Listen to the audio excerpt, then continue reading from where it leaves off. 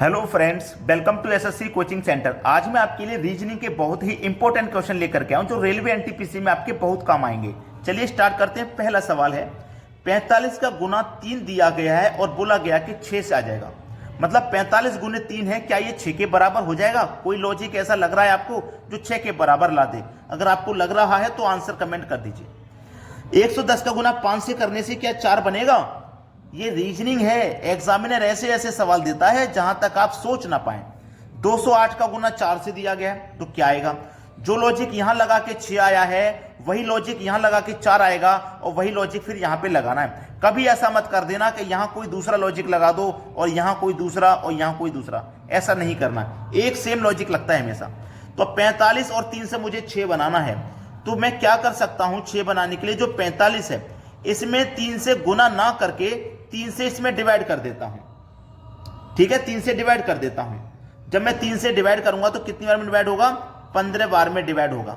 लेकिन मुझे चाहिए 6, तो ये जो 15 है ना इसको आपस में जोड़ देता हूं।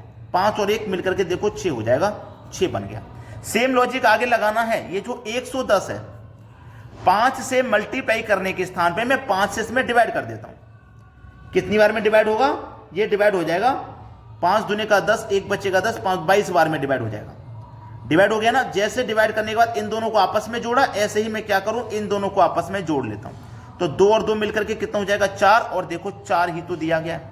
अब सेम लॉजिक आगे लगा दो भाई। 208 है, 4 से गुना करने के स्थान पे 4 से आप डिवाइड कर दीजिए। ठीक है, 4 से डिवाइड करोगे 4 पंजे 20, 4 दूने का 8, 52 बार में ये कटेगा। 52 बार में कटा है। अब इसको क्या करना है? आपस में जोड़ देना है। तो 5 और 2 मिलकर के कितना हो जाएगा? 7 हो जाएगा। और 7 यानी कि बी ऑप्शन में दिया गया है। ये आपके सवाल का बिल्कुल सही जवाब है। अब देखेंगे अगला सवाल।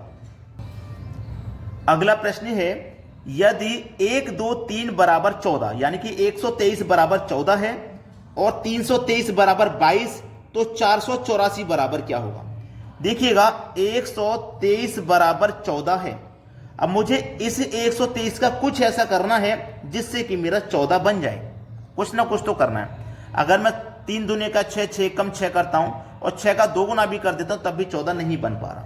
लेकिन एक तरीका मुझे नजर में आ रहा है। देखिएगा, अगर मैं इस 3 का भी स्क्वायर कर दूं, इस 2 का भी कर दूं, इस 1 का भी कर दूं, तो 1 का स्क्वायर होगा 1, 2 का स्क्वायर 4, 3 का स्क्वायर 9। अब इनको जोड़ दो, 1 और 4 5, 5 और 9 मिलकर के 14 हो जाएगा। देखो हुआ कि नहीं हुआ? ऐसे ही आपके पास 323 का रिलेशन कितने से है? 22 से। अब इनका जैसे स्क्वायर किया था ऐसे इनका भी आप स्क्वायर कर दीजिए। तो 3 का स्क्वायर 9, 2 का स्क्वायर 4, 3 का स्क्वायर 9, सबको जोड़ देंगे। 9 और 9 18, 18 में जोड़ देंगे 4, तो कितना हो जाएगा भैया? 22। देखो 22 ही दिया गया। सेम लॉजिक लगा दीजिए आगे। 484 का रिलेशन किस संख्या से बनेगा? करना क्या है? सभी का स्क्वायर करके जोड़ देना है। 4 का स्क्वायर 16, 8 का स्क्वायर 64, 4 का स्क्वायर 16, सभी को भैया जोड़ दो। 64 में जोड़ूंगा 16 तो 80, 80 में जोड़ूंगा 16 तो ये हो जाएगा 96। यानी कि 96 आपके प्रश्न का बिल्कुल सही जवाब है, सी ऑप्शन। ये बिल्कुल सही है। अब देखेंगे अगला सवाल।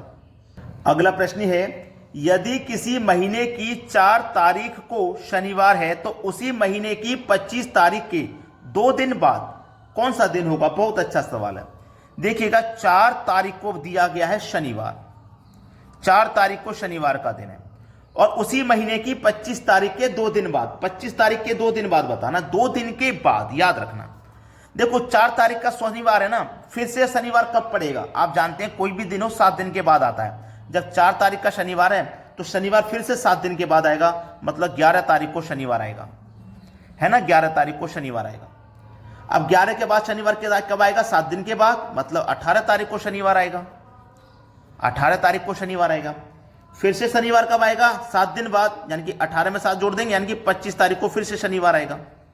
फिर से शनिवार आएगा, 25 का शनिवार है और 25 तारीख के 2 दिन बाद कौन सा दिन है ये पूछा है। 2 दिन बाद, तो 25 के बाद 2 दिन निकाल दो, 26 को निकाल दो और 27 को निकाल दो। 2 दिन के बाद पूछा ना, 25 के 2 दिन बाद, तो 25 के 2 दिन हमने निकाल दिए, 26 और 27 निकाल दिए, तो 28 का इसका मतलब बताना है।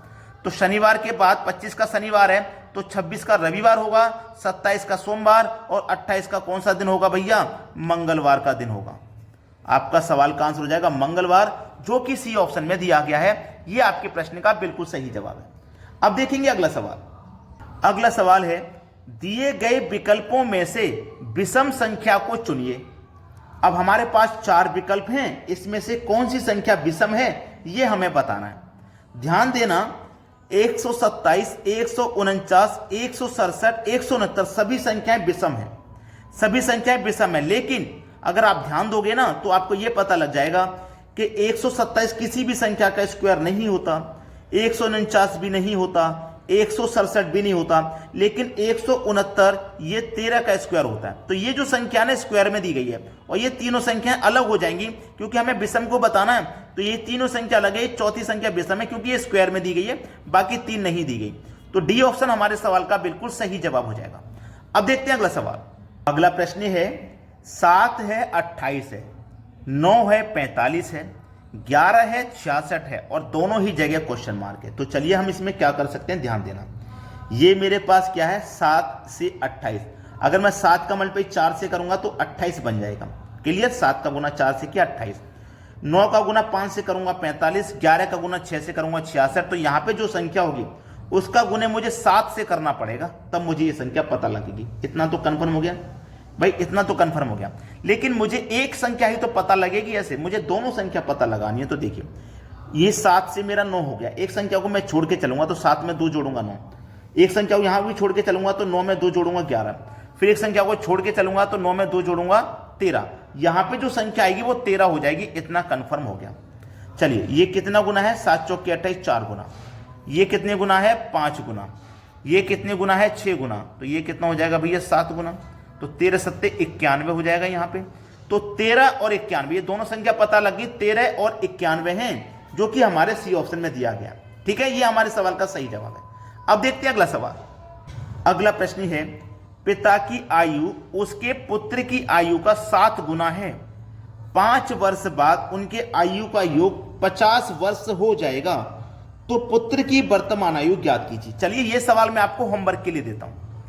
इस प्रश्न का आंसर मुझे करके बताइएगा क्या आ रहा है। 4 ऑप्शन आपके पास हैं। ठीक है, बस रिक्वेस्ट आपसे सभी से यही है, अगर आपने वीडियो को लाइक नहीं किया तो लाइक कर दें, और यदि शेयर नहीं किया तो भैया शेयर कर दें।